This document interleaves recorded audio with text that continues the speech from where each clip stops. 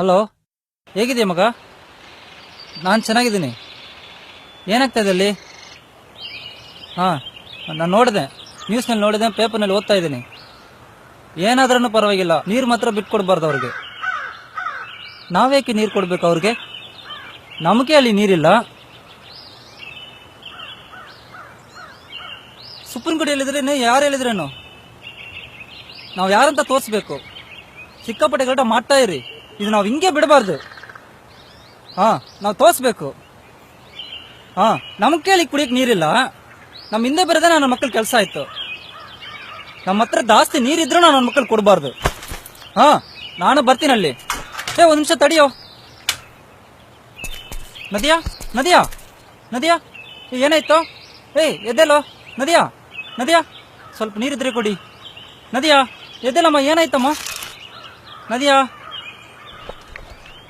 ಏನಾಯ್ತು? ಎದ್ದೆಲ್ಲ. ಹಾಂ, ಏನು ಸುಸ್ತಾಗ್ಬಿಡುತ್ತಾ? ತಗೋ, ಸ್ವಲ್ಪ ನೀರು ಕುಡಿ. ಓಕೆನಾ? ಈಗ ಪರವಾಗಿಲ್ಲ? ತುಂಬ ಥ್ಯಾಂಕ್ಸ್ ಸರ್, ದೇವ ಥರ ಬಂದು ನೀರು ಕೊಟ್ಟಿದ್ದೀರಾ ಒಳ್ಳೆ ಟೈಮ್ನಲ್ಲಿ. ಈಗ ಓಕೆ ಅಲ್ಲಮ್ಮ, ಸರಿ ಆಯ್ತಾ? சார், ನಿಮ್ಮ ಹೆಸರೇನು?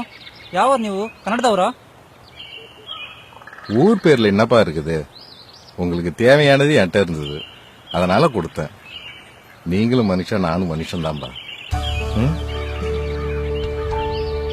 தமிழா?